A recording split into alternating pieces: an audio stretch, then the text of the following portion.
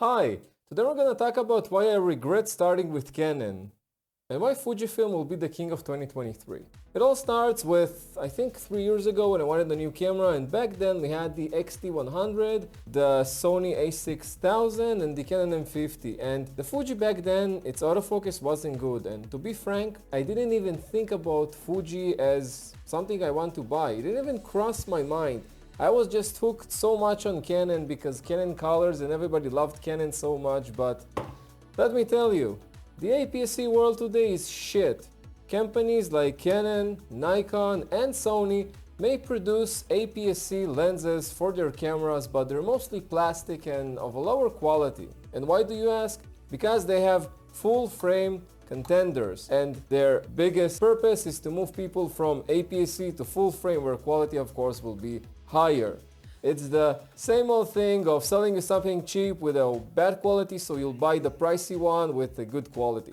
Which is why I go to Fujifilm. Fujifilm has released the X-T5, the X-H2 and the X-H2S, which are superb APS-C cameras. They are on the higher price because they're not entry-level cameras, but what it means that soon entry-level cameras will follow by Fujifilm, and as we know Fujifilm, they will also have the new processor, which means enhanced autofocus, and in this day and age when autofocus is good across the board, well, Panasonic still has work to do, Fujifilm is the way to go. And I said Panasonic as well because Panasonic, as Fujifilm, has great lenses for APS-C because they support the micro four thirds mount.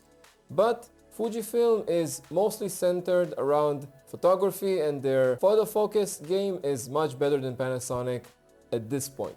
So, in my opinion, if I were to buy a camera today in 2023 or 2022, we're almost at 2023, I would go for Fuji. And Fuji would probably soon release an X-T40, an XS200, X-T200, all of their entry-level cameras, which usually are just a bit pricier than Canon, but the beauty of Fujifilm is that their mount is an APS-C mount. Their other mount is a medium format mount, which isn't compatible with APS-C. So what it means is their APS-C line is their flagship line, which means that their lenses are of a higher quality.